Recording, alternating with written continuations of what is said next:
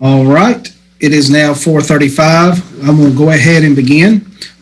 Due to the COVID-19 emergency, the Planning Commission will conduct its essential business by electronic means rather than being required to gather in a quorum of its members physically present in the same location because it is necessary to protect the health, safety, and the welfare of Tennesseans.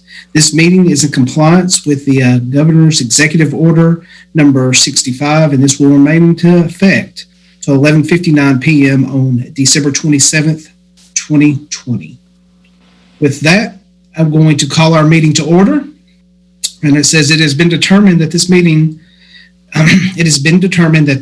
electronically is necessary to protect the public health and safety and welfare in light of the coronavirus. A recording of this meeting will be made available to the public online. I am going to determine a quorum. If I say your name, would you please say here? Starting with Mayor Noes. Here. Alderman Blackwell. Here. Mr. Paul Schwer. Here. Sir, thank you. Shelley Smith.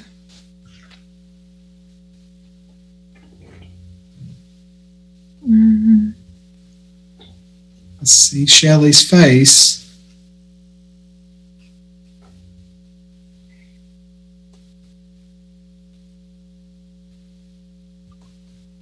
All right. Sorry, here, technical difficulties. Okay, that's fine. Thank you, Shelley. Neither there. And right now, it looks like we are just, we do have a quorum, being Mr. Comer's not available at this time. And we have a empty seat as well with Mr. Crabtree not renewing his term. So, but we do have a quorum. So let's do our Pledge of Allegiance. Mayor Noes, do you mind leading us? Everyone stand, please. And place your hand over your heart and repeat after me. I pledge allegiance to the flag of the United States of America and to the republic for which it stands, one nation, under God, indivisible, with liberty and justice for all. Thank you. Thank you, Mayor Noes. All right. You have the commission has the minutes from the previous meeting. If you would review, and I would entertain a motion for the approval after everybody has sufficiently read them. Move to approve. Motion. Second. Mayor Noes and a second from Alderman Blackwell. Okay. We get to do roll call, guys. So I'm going to ask your vote. Mayor Noes. Aye. Alderman Blackwell. Yes. Mr. Schwer. Yes. Ms. Smith. Yes. That is 5-0. All right. Ms. Moody, I don't know if I need to refer to you or I'll let you introduce our new planner as well. It's a report from officers and staff. No. I would be happy to introduce you to Miss Mary Samaniego. She started just a few weeks ago, and we thought it'd be best if we just join forces today. These couple of items I have been involved in handling, but from this meeting forward, Miss Samaniego will be able to lead you and guide you. We also wanted to share with you tonight, I'm going to give her an opportunity to speak, but we did want to just update the board. In the few weeks she's been here, she's already assisted us with putting together a request for proposals on the update to our comprehensive land use plan. And so we're hoping to advertise that proposals in early February. So I'll turn it over to Mary and let her introduce herself. As Ms. Moody said, I'm Mary Samaniego. I've been here in Tullahoma approximately 3 weeks now. I'm coming from working as an urban planner with the city of Tampa, Florida. I've been in the planning field for approximately 25 years, and I'm very happy to be in this current position.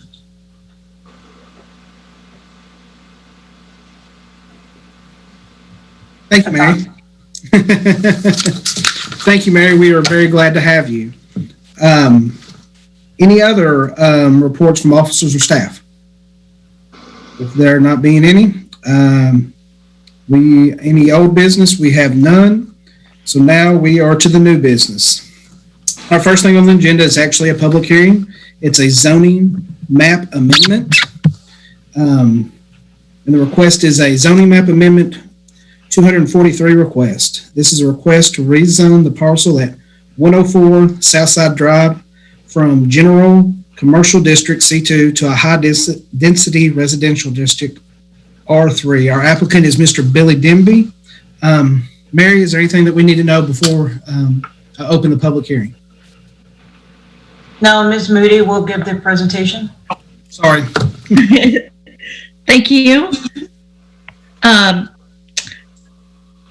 If I could, I'll just share a little bit about this property. It's in an area that is mixed use with commercial adjoining it on one side and residential R3 adjoining it on the other side.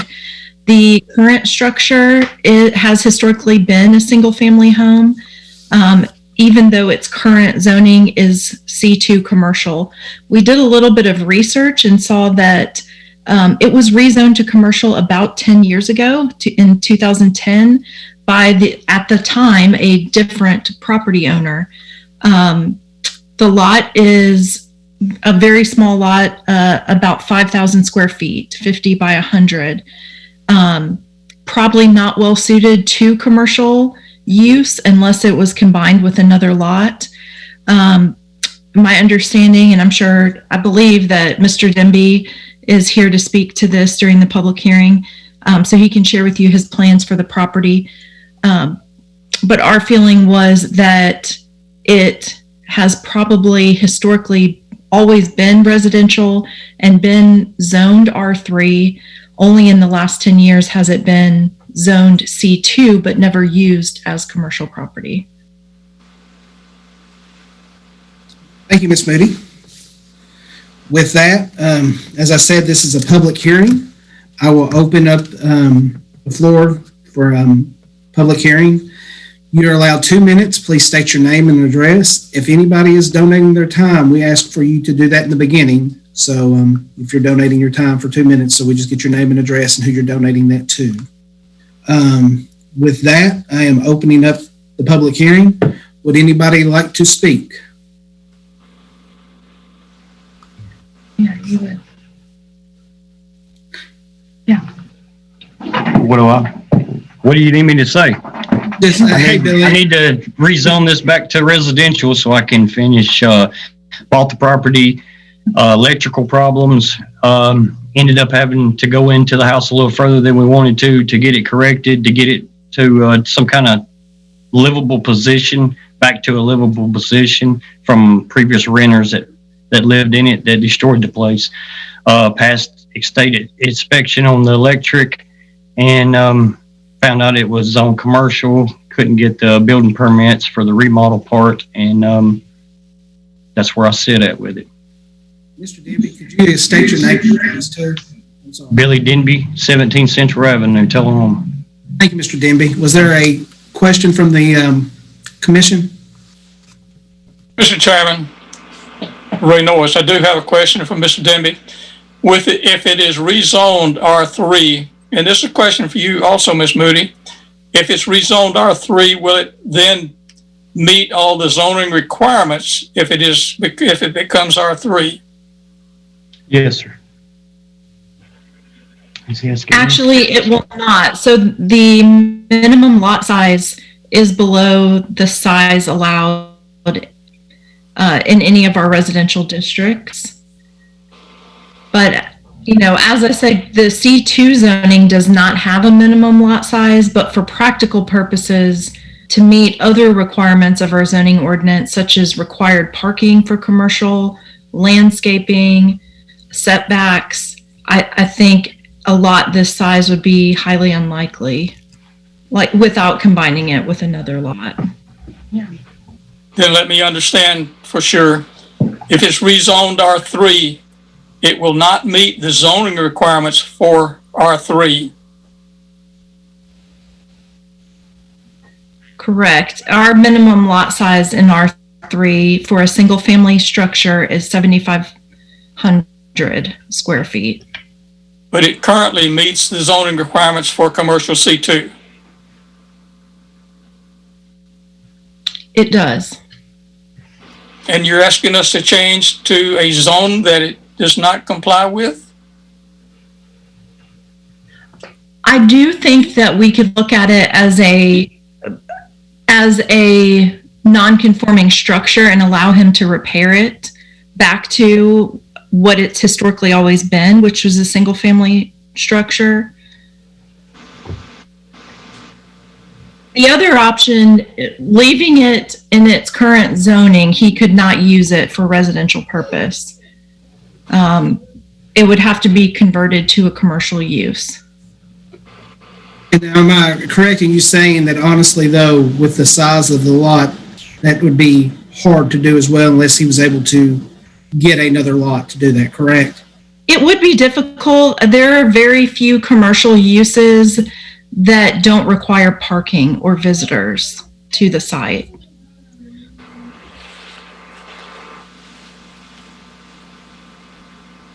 With that, is there anybody else that would like to speak in the public hearing?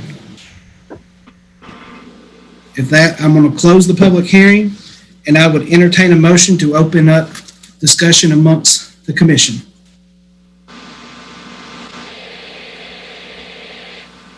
Move to approve. Motion from Alderman Blackwell, Second. second from Ms. Smith. All right. Motion on the floor is moved to approve. Discussion amongst the board. And I'm stating what I'm understanding us doing. We're taking a lot that's conforming to C2 zoning requirements and moving to approve it to an R3 residential, which does not comport with zoning requirements. You're asking us to do that. Is that the motion I'm hearing? Yes, sir. That is how the motion stands on the floor. But historically, this has served as a residential unit, correct?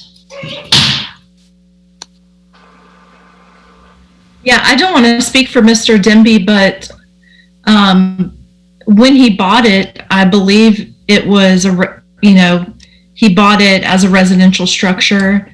The taxes have always been paid as residents. I don't really understand, it doesn't give me enough in the research. I know that the applicant 10 years ago requested to have it changed from R3 to C2, but it doesn't appear that anything in terms of the use or the structure on the property was changed at that time. And as long as someone was continuously living in the home, it would become a grandfathered use. Well, and that was my question, is whether it would have just been grandfathered in anyway, because but I'm guessing somebody vacated. Is that correct? The issue now, I don't know if it was a fire or what caused the extent of the damage, but the home is badly in disrepair, not livable condition. I know if you observe the tax card, it actually lists this property as being residential. All right. Any other questions, comments from the commission? If not, I will call the question and I will do a roll call vote. Alderman Blackwell. Yes. Mayor Noes. No. Mr. Square.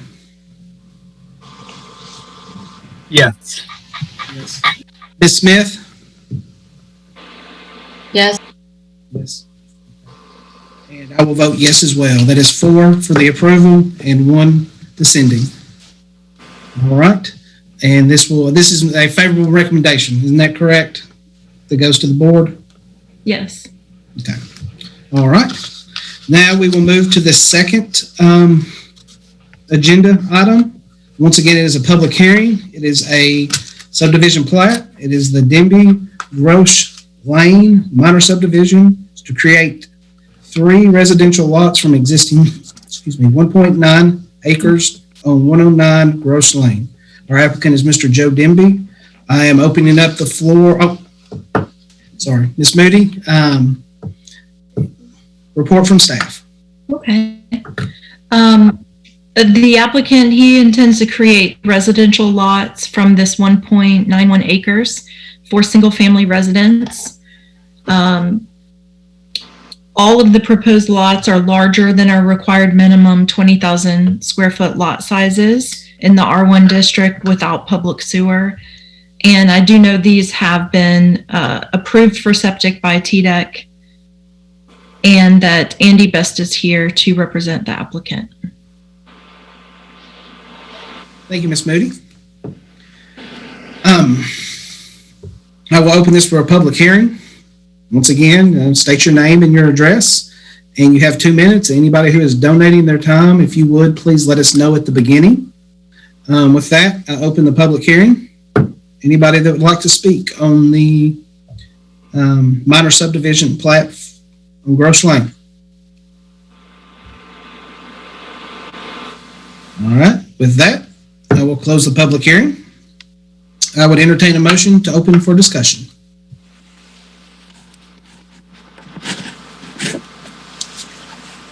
I'll move to approve. I'll second it. Motion from Alderman Blackwell and a second from Mr. Schwer. With that, discussions, Mr. Bass, are you available to answer questions? Yes, I am. I'm available to answer any questions you may have. Thank you, Mr. Bass. I have a question for Ms. Moody and about this one. And my question is, I actually did hear from citizens about this one, and like my understanding is, in terms of the zoning, et cetera, I understand why this can and easily will be approved this time. But when we start looking, and this is not for this one, I just want to be clear, I'm not talking about this specific thing right now. But when we move forward with the land use map for this area, is it something that we can look at having larger acre lots out there? I know we created that zoning. No, ma'am. The zoning that had the agricultural one, out on Ledford Mill Road. The R1A district. R1A district. And I know this is not for this, and this would, because this is ahead of that. But when we start to talk about for the next steps for that area, is it something that we can include an R1A district in that area? How do we do that? Is the concern, because I heard from a citizen as well, is the concern regarding the septic on the lots or the size of the lots, considering that they're going to be on septic? I think the concern I heard was, yes, I heard that as well, but I think the nature of the neighborhood in general has larger lots too. That area does. It's like down the road from me, and overall, like most of them are larger lots, and this is for after the fact, for later. But is it something that can be considered?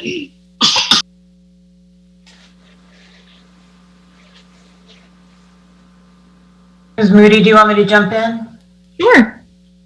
Yes, that would be something that you could consider during the upcoming comprehensive plan amendment. During the plan amendment, we could look at different areas of the city and look at the land use categories that they're in. One of the elements of a land use category is kind of general lot size.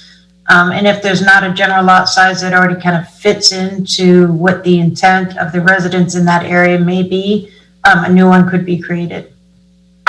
So that's definitely something that could be discussed during the public hearing process of the comprehensive plan amendment. And then after the comprehensive plan update is completed, we anticipate then there may be a zoning code update that would implement the new policies and objectives of that plan.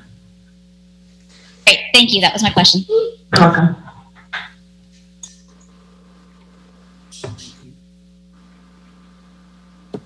Any other questions? Any questions for Mr. Bass? All right. If not, I'm going to call the question. and we will move forward. Alderman Blackwell. Yes. All right. Mayor Noes. Yes. Mr. Schwer. Yes. Ms. Smith. Yes.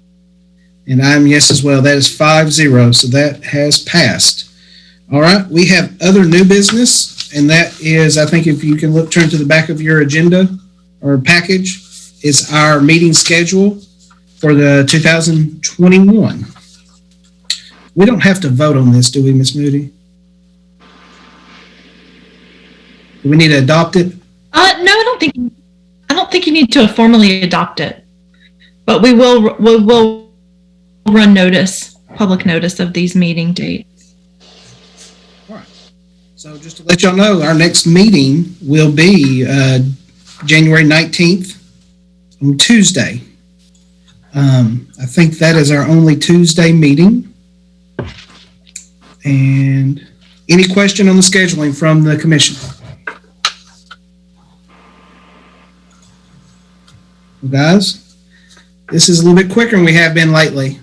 I appreciate everybody's time, and with that, we are adjourned.